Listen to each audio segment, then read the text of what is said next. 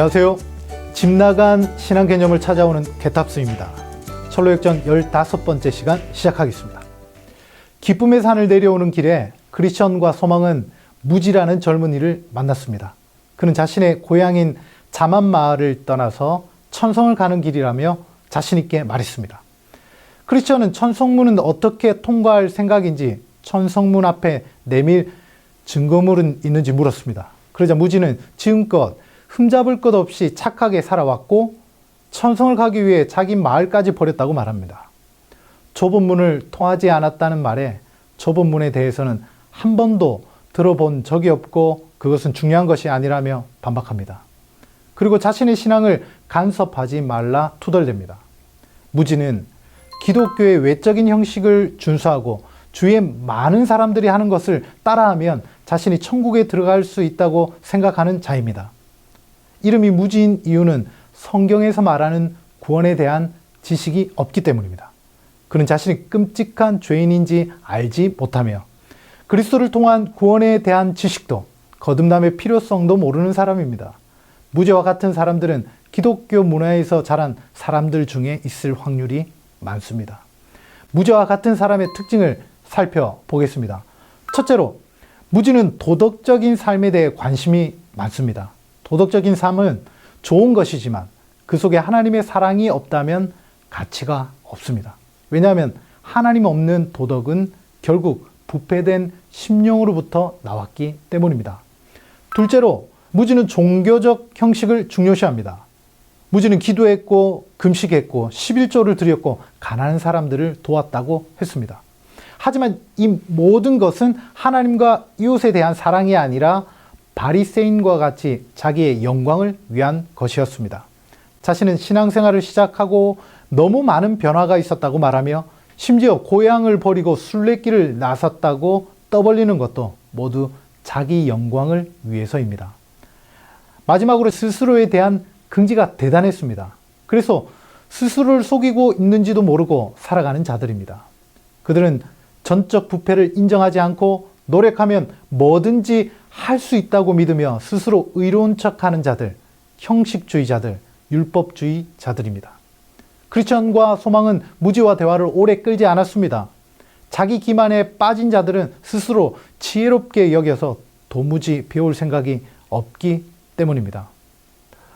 얼마쯤 지나 두 사람은 아주 어두운 길에 들어섰는데 그곳에서 7 귀신에 7 줄로 묶여 죄인처럼 끌려가는 배신자를 보았습니다.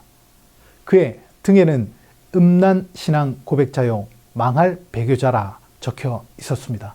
그 광경을 본 크리스천은 소망에게 작은 믿음이라는 사람의 이야기를 들려줍니다. 작은 믿음은 죽은 자의 길에서 깜빡 잠이 들었다가 깼는데 덩치 큰 새 강도가 달려들었습니다. 작은 믿음은 자신의 돈을 지키려다 목숨이 위태로울 정도의 부상을 당했습니다. 위기 순간에 새 강도는 인기척을 느꼈고 큰 은혜일 수 있다는 생각에 도망을 칩니다. 작은 믿음은 대부분의 돈은 빼앗겼지만 보물은 지켜냈습니다. 이 이야기는 배신자와 작은 믿음 그리고 큰 은혜, 즉 큰 믿음을 비교하고 교훈하는 내용입니다. 먼저 새 강도의 이름은 소심과 불신 그리고 죄책감이었습니다. 새 강도의 이름은 믿음이 약해진 결과로 마음에 나타나는 현상을 의미합니다. 작은 믿음이 빼앗긴 돈은 성도의 평안과 소망을 나타냅니다. 작은 믿음은 빼앗긴 돈 때문에 몹시 괴로워했고 여행길에서 구걸을 하기도 했습니다. 이는 끊임없는 염려와 영적인 빈곤 속에 살아가는 것을 의미합니다. 그러나 아무리 힘들어도 보물을 팔 수는 없었습니다. 왜냐하면 그 보물이 없으면 천성문을 통과하지 못한다는 사실을 잘 알고 있었기 때문입니다. 그는 믿음이 작았지만 이 세상의 것과 영원한 것을 분별하고 선택할 줄 아는 사람이었습니다. 그의 마음은 하늘의 것을 향해 있었습니다. 이것이 전혀 믿음이 없는 배신자와 작은 믿음의 결정적 차이입니다. 새 강도는 큰 은혜를 무척이나 두려워했습니다. 큰 은혜라는 사람은 큰 믿음의 사람이었고 왕의 용사였습니다. 작은 믿음이 영적으로 어린 아이와 같다면 큰 은혜는 청년의 수준이라 할 수 있습니다. 큰 은혜는 그 심령 속에 하나님의 말씀이 충만해서 시험을 당할 때 그 말씀으로 이겨냅니다. 그렇다면 큰 은혜는 어떻게 시험과 유혹을 이길 수 있을까요? 자신의 경험과 실력이 아니라 전적으로 주의 은혜를 의지하며 유혹을 이깁니다. 큰 믿음의 사람은 하나님의 뜻과 섭리에 대해 깊은 영적 분별력을 가지고 있습니다. 그래서 외적 환경이나 상황에 따라 마음이 흔들리지 않고 오직 주를 바라보며 소망을 가집니다.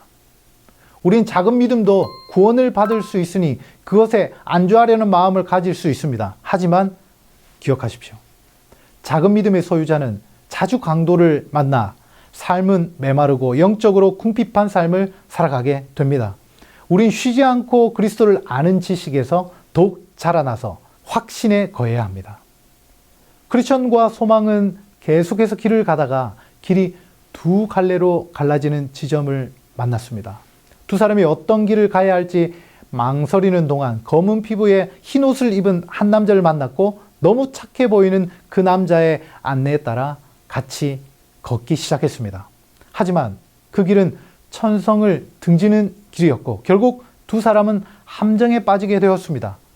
그제서야 기쁨의 산 목자들의 당부가 생각나 후회하게 되었습니다. 그물에서 도저히 빠져나갈 수 없는 두 사람은 통곡하며 울 수밖에 없었습니다. 바로 그때 빛나는 천사가 나타나 그들을 구해 주었습니다.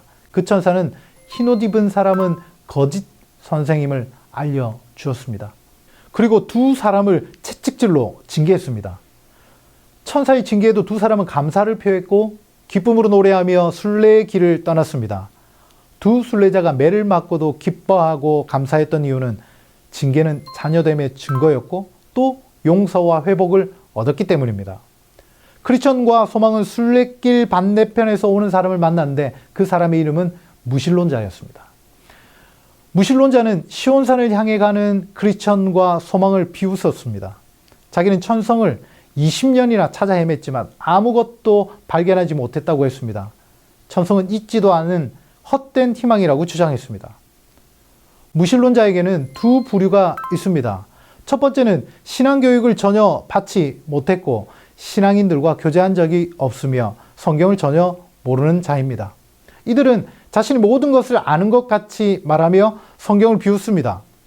두 번째는 첫 번째 부류보다 훨씬 위험한데 존 버년이 묘사한 무신론자가 여기에 속합니다. 크리스천과 소망이 만난 무신론자는 한때 신앙을 고백했었고 열심히 교회를 섬기기도 했습니다. 하지만 그는 성령의 거듭남의 역사가 없었고 말씀에 대한 확신도 없었습니다. 종교적인 봉사에 치중하다가 하나님의 말씀이 자신을 비출 때 자신의 죄 때문에 불편해합니다. 결국 성경은 거짓이고 신실한 자들을 위선자라 비난하기에 이릅니다.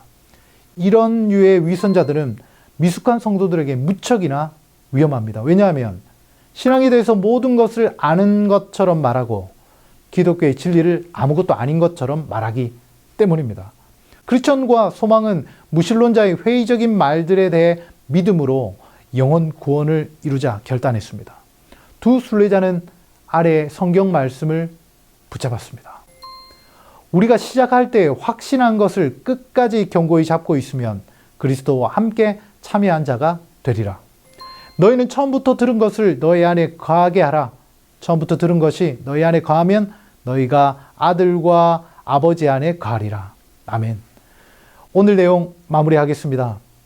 오늘 우리는 무지라는 사람과 작은 믿음, 큰 은혜, 그리고 아첨꾼과 무신론자를 만나보았습니다. 무지는 구원에 대한 지식이 없이 교회 생활에는 열심이고 자부심으로 가득한 형식주의자입니다. 작은 믿음은 겨우 구원을 받을지 모르나 이 땅에서 평화와 안식을 누리지 못하는 궁핍한 삶을 살아가게 됩니다. 큰 은혜는 하나님을 향한 믿음과 말씀으로 충만한 사람입니다. 그래서 어떤 시험과 유혹 앞에서도 하나님을 전적으로 의지하며 승리하는 하나님의 용사입니다. 아첨꾼은 교회에 몰래 들어와 있는 거짓 교사를 나타냅니다. 무신론자는 한때 종교적인 열심이 있었지만 지금은 신앙의 깊은 회의를 느끼며 오히려 믿음의 사람들을 비웃는 자입니다. 오늘 소개된 사람들 중에 여러분의 신앙생활은 누구와 가깝습니까? 여러분 구원의 지식은 어떻습니까? 여러분은 다가오는 고난 가운데도 말씀으로 인내하며 승리하는 믿음의 용사인가요? 늘 영적으로 궁핍한 작은 믿음의 소유자인가요? 그것도 아니면 늘 불평과 원망을 전염시키는 신앙의 회의자는 아닌가요? 지금까지 집 나간 신앙 개념을 찾아오는 개탑스였습니다.